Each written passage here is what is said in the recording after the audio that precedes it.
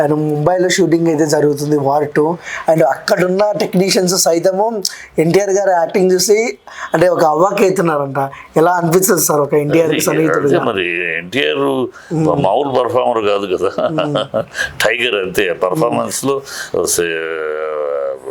చేసి పక్క ఎదుటోళ్ళు ఆఫ్ అయిపోవాల్సిందే. ఉన్న అతని దగ్గర క్వాలిటీ ఏంటంటే సుగ్రీవుడు వాళ్ళకి ఉన్న వరం లాగా, వాళ్ళకి ఎదుటోడు బలం సగం వచ్చేస్తట. వరం ఉంది అట్లాగూ మనాడికి కూడా ఒక వరం ఉంది. ఈ కాంబినేషన్ రుచునంటే ఎదుటోళ్ళ శక్తి తనకు వచ్చేస్తుంది. తన ముందు ఎదుటోళ్ళు ఆటోమేటిక్గా వీక్ అయిపోవాల్సిందే. అంత విశ్వరూపంలాగా ఉంటుంది నటన. దొరకాలే కానీ నవిలి మింగేస్తాడు, దొరికితే చాలు అంతే. అది వాళ్ళందరికీ షాక్గా ఉంటుంది. ఎందుకంటే హిందీ బెల్ట్లో చాలా క్యాజువల్గా వెళ్ళటము, క్యాజువల్గా ఆ ఎమోషను, హైట్ ఆఫ్ ఎమోషను, ఆ డెప్త్ ఆఫ్ సెంటిమెంటు, ఆ డెప్త్ ఆఫ్ దీంట్లోకి వెళ్ళరు కదా. ఆ పైపైన అలా అదే గొప్ప అనుకుంటారు. అది ఇప్పుడు అసలు ఈ హైట్ ఆఫ్ ఈ డెప్త్ ఆఫ్ ఎమోషన్ చూస్తారంటే అమ్మని మనం చేయగలమా అన్న సందేహం కలుగుద్ది వాళ్ళకి. వాళ్ళ స్టైల్ అది కాదు, వాళ్ళ స్టైల్ మన డెప్త్ అందుకని కొత్తగా ఉంటుంది వాళ్ళకి. అమితాబ్ బచ్చన్ టైం వేరు. అమితాబ్ బచ్చన్ తర్వాత మళ్ళీ అంత డెప్త్ ఆఫ్ ఎమోషన్ చేయటానికి ఎవరు లేరు.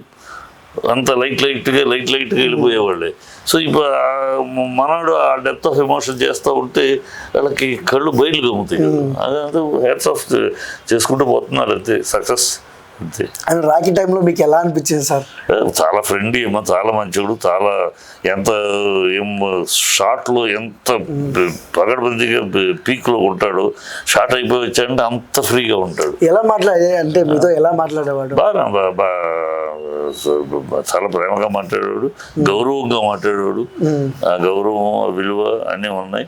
ఆ విషయాలు అసలు మాట్లాడక్కర్లేదు. Is very genuine person.